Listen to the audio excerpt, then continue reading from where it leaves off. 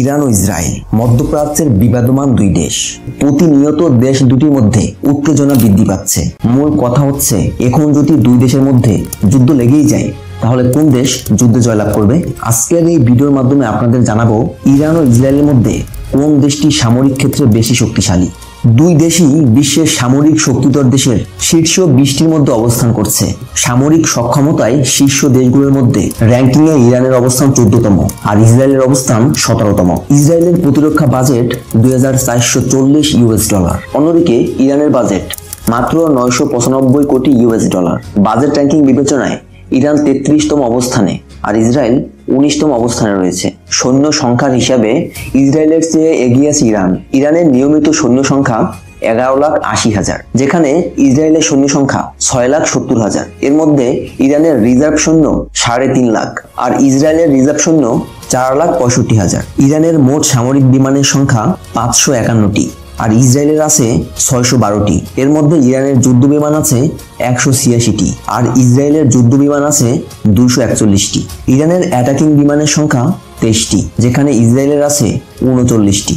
এদিকে ইরানের পরিবহন বিমান আছে 86টি, ইসরায়েলের আছে 12টি। ইরানের সামরিক খাতে বাজেট বরাদ্দ রয়েছে $995,44,51,000, যা বিশ্বের মধ্যে 33তম। বিপরীতে এই খাতে ইসরায়েলের বরাদ্দ রয়েছে $2,440 কোটি, যা বিশ্বে 19তম।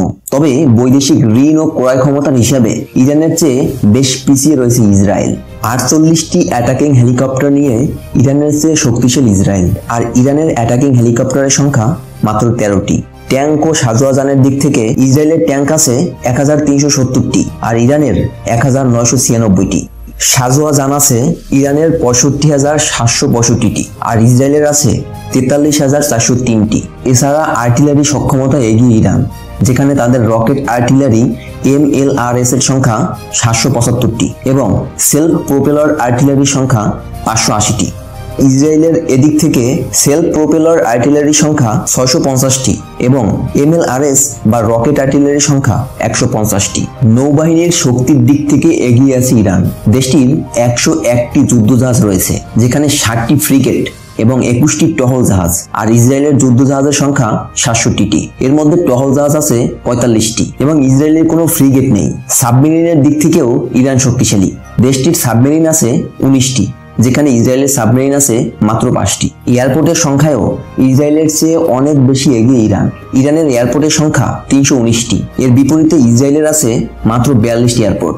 মার্চেন্ট মেরিনেও এগিয়ে ইরান। দেশটির মার্চেন্ট মেরিনের সংখ্যা 942টি, যা বিশ্বের 20তম অবস্থানে। অন্যদিকে 87তম অবস্থানে থাকা ইসরায়েলের আছে মাত্র 45টি। একটা তথ্য জানিয়ে রাখছি, কোন দেশে কতগুলো পারমাণবিক অস্ত্র আছে তার উপর নির্ভর করে ওই দেশের সামরিক শক্তির অবস্থান নির্ধারণ করা হচ্ছে না। জাস্ট জানানোর জন্য বলছি, ধারণা করা হয় ইসরায়েলে প্রায় 80 থেকে 100টির মতো পারমাণবিক অস্ত্র রয়েছে, কিন্তু এদিকে ইরান কখনোই স্বীকার করেনি তাদের কাছে কোনো ধরনের পারমাণবিক শক্তি আছে। তবে যুক্তরাষ্ট্র এবং ইউরোপীয় ইউনিয়ন বেশ কয়েকবার দাবি করেছে ইরান তাদের ইউরেনিয়াম মজুদ দিয়ে পারমাণবিক অস্ত্র তৈরি করেছে। যদিও সামরিক শক্তিমত্তার এই তুলনার পাশাপাশি এটাও ভুলে গেলে চলবে না যে কোনো পরিস্থিতিতে ইসরায়েলকে পূর্ণ শক্তি দিয়ে সহযোগিতা করতে সবসময় প্রস্তুত সামরিক দিক থেকে বিশ্বের সবচেয়ে ক্ষমতাধর দেশ যুক্তরাষ্ট্র। কিন্তু ইসরায়েলকে এটা ভুলে গেলেও চলবে না।